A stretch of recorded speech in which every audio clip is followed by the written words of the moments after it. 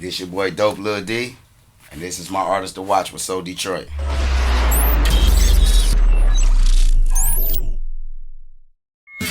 Dope Lil Dee, welcome.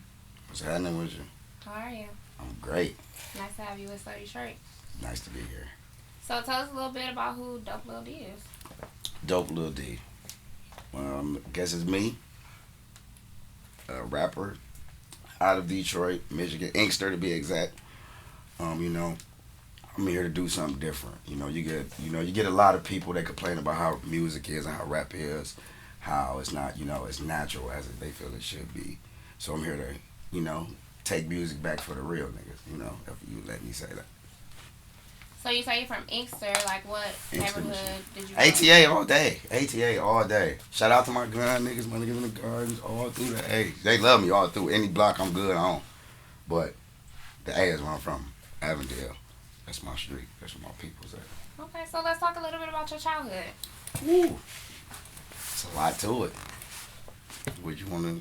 You started. So what's your most memorable moment? Ooh.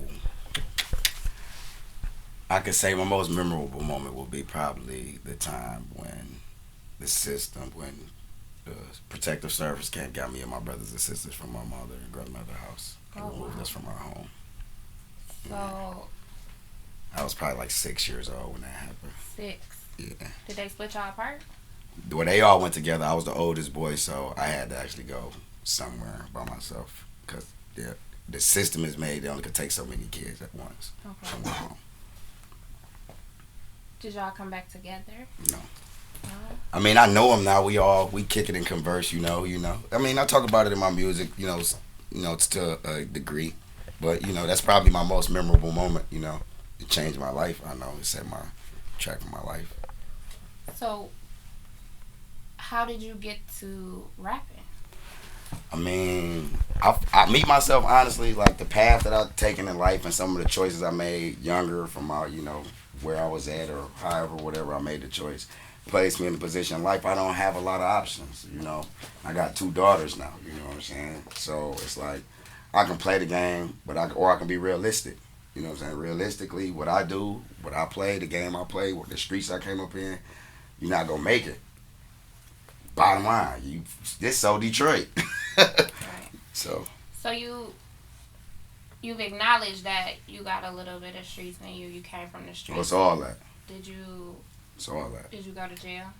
Yes, I've been to jail a lot of times. Okay. So when you were did you go to jail or prison? I've been to both. I went to prison when I was 18 years old. Okay. Were you rapping? I was in high school.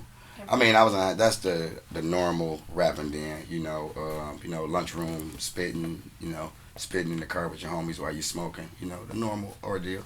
Not a lot. So how did you convert over to this being your reality? All right, so when I went to prison, I came home from prison, and it was something that I would always, just still do, and I did it with my friends, around, and, out of a joking one day, we was like, hey, let's go to a studio. That shit was sweet. You know what I'm saying? The girls that was over here liked it or whatever. We should go to the studio, record some shit. We did it, and then it just the attention and being able to, just do whatever. Because I really didn't have a plan at first. And then a couple years ago, I caught a real serious case where I was like looking at the rest of my life behind bars. So after that, I was like, shit. It's hard to talk to your daughters on the phone. And, you can't tell them that you're going to see them again. You know what I'm saying? That shit is crazy. So, with that alone, when I came home this time, I said, shit, it has to be something different. What can you do, nigga? You can rap. You better go rap your ass off. Do you remember the first song you recorded? Yes. It's called I'm a Monster. I recorded with my nigga C-Boy. Shout out my nigga C-Boy. Can you spit a little bit of it? The hook was like, I'm a monster, I'll pummel you niggas. Pointing at you in the club, hell yeah, I'm making fun of you niggas. Pocket fat, big pun on you niggas. But it was just some fun shit that we was doing, It wasn't something serious, like I said, at that time. It wasn't till after the fact when I caught that case a couple years ago and, had to go through all the different motions of that shit and really have to look at, the reality of life. Like, man, they talking about 40 years, shit, what does that mean to you? Right. So after you caught that case, what was the first song you recorded? When I came home, I started on FV3, and Mama Pray For Me was probably the first song. Because I wrote it while I was locked up. It was kind of, when my mother is very super religious. Shout out to my mama. Because if it wasn't for some of her religion, sometimes I don't know how. Some of my decisions that was bad probably would have been way worse. Yeah. It was just knowing that the conversation that we may have had prior. So that song holds sentimental value. Can you spit some of that? Uh, Don't cry though. no, I don't want to rap Real none of fast, that. don't cry. No, I don't want to rap none of that. There's a lot to that song. I mean, but they go check it out, realdopeup.com. All my music is on there. All 3 CDs, Anything you want to know. I got some new stuff coming out. Cool. I'm going deeper into it, so. Cool little plug. We'll get there. Look. So who are some of your early musical influences? Oh, man. You know who my first favorite rapper, I never forget this. I was in Mystical. Remember when Mystical first came out? In the 90s. Oh my God. I thought Mystical was the best. I was in a group home. I remember went to the mall and I stole the CD and got caught. The tape and got caught. It was funny as hell to me still to this day. I laughed when I got caught because that's how bad I wanted it.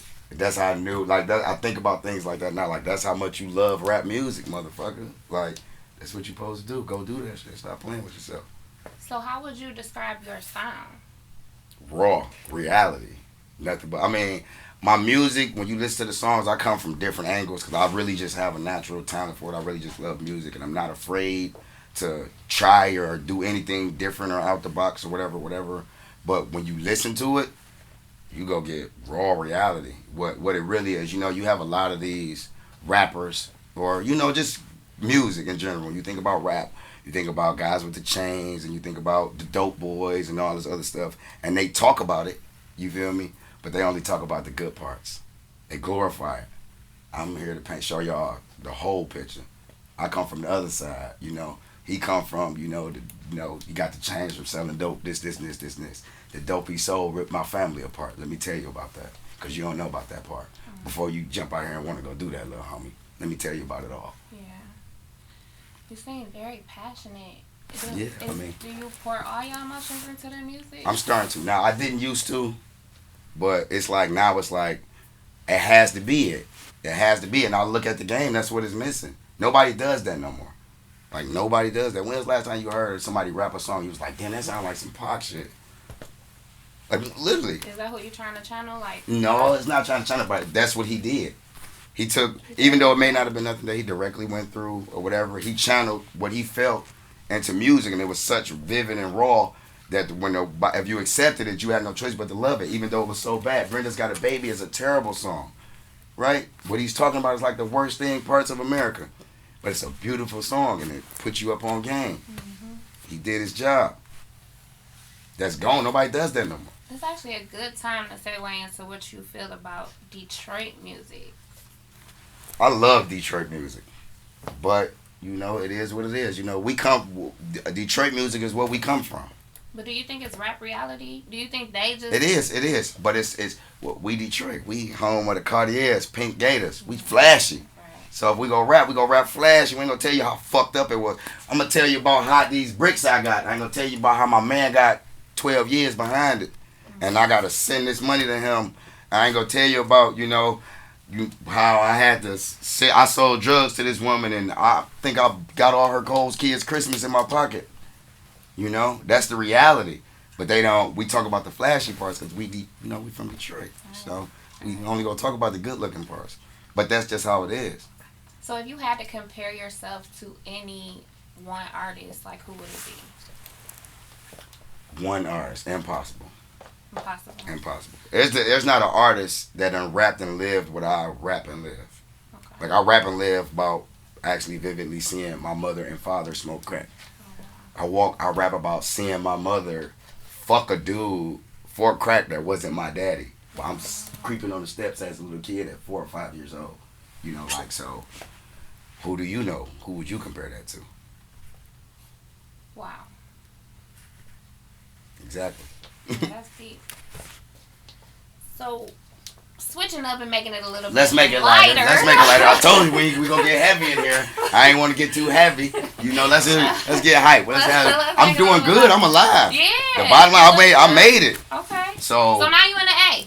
Yeah, I'm down there, you know, messing with my homie, you know, Kane. We doing our thing. He, you know, we pushing and trying to make this real dope up thing, some reality stuff. Kane. How did you link up with him? I've been knowing him since high school. That's my homie. And he from D too? Well, he rep Detroit Diesel. That's his movement. But he's from, you know, my way. So the people that's watching this have no idea who Kane is. You got to give them a little history. Oh. Who is Kane? DJ Cassius Kane. I'm sure they know who he is. They might not know him by face, but you heard. Brody be working. He get it in. And he was one of the people who gave me one of them real phone calls when I was locked, you know, when I first came home from this serious case. And he was like, you look, man, you know, motherfuckers talking and everybody say they doing it. And you can do it at your leisure or you can do it on some real shit. And, you know, we going at it hard as we can. So, what is it like? Give us a little bit. What you working on? Like, what you doing? Right now, I mean, I'm working on a real dope up mixtape. You know, we all independent. You know, I got a couple of my business partners. Shout out my dude Fresh, and you know, a couple of my other crew members. But we independent. We pushing it all from the muscle. Well, you know, we not what the labels want. You know, they don't want me. I just dodged a 40-year case. I'm a liability. They don't want to fucking talk to me. So how you want to be remembered? I want to be remembered as the dude that took all the worst shit that was given to him and left something beautiful for his daughter. That's dope. That's all I want. I don't want nothing. Keep anything else. I don't want nothing else but that. If I can do that, I'm successful because my parents wasn't able to. So when you come back to the D, what's your favorite spot to go to? The studio. Studio? The studio. Okay. When you in the studio, what's the vibe like? Me, it's work. I'm in there doing my thing with, you know, working. I'm in there, you know, zoned in, you know.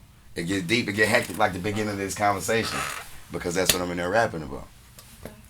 If you wasn't rapping and prison wasn't an option, what do you think you would be doing? If I was on the streets, shit, I honestly believe, to be honest with you, 100 with you, when I beat the case, I went and got a job at Applebee's, my first job ever.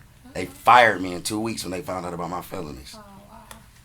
If I can't flip burgers, what the fuck can I do? I got 2 kids. What am I supposed to do?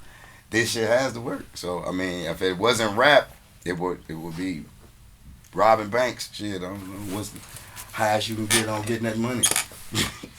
If you can jump on any remix, any song ever created, what would it be? Ever created? Ever created. Ooh, ever created. I thought you, oh my God. I don't even know if I can answer this question properly. Biggie Juicy. Oh my God, I love that song. So beautiful. That's just the reality of a real nigga. Like, nigga, do you know the shit I was stacked against? Yeah. Like, let me tell y'all about where I'm at, my nigga, because in reality, I never in a million years thought this was reality. What? Let me tell y'all about the no more public housing. Is you crazy? I never seen nothing but public houses. Everybody I know is in a public house. What you mean? So that, oh my God. So if I can actually do a remix of that, you know, that would be amazing over any time. You know, but it's tons of dope songs and dope music that people done. So it's like almost impossible. Jay-Z's song Cry. I love that song. I've always thought like that was like the most beautiful song to a woman. You got good taste in music. I mean, it's just, I like honesty. I like the reality in music. Yeah. And that's what is missing now. Everybody want to rap about what everybody else ain't got. Right. Like, you hear rappers talk a lot about they chains. And it's cool because you're successful. You did what you had to do. And you can brag and all that other stuff. But are you trying to relate? Or are you just trying to... Am I buying your CD? Am I going to listen to the music of you shitting on me? Or am I going to listen to the music of, you know... I'm like, that was some real shit. Yeah, I like that shit, you know. So lastly, what makes you so Detroit? So Detroit. I am the reality of Detroit. My life, I'm not the only one like me. It's just the ones like me don't make it, or damn sure don't get a spotlight to talk. It's the bottom line. There's no other way to say it.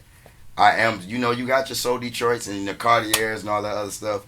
I'm the one that robbed for the Cartiers. I'm that half of Detroit. If you from Detroit, you know it's a lot of them. My friends that. I'm those. And that's the reality of it.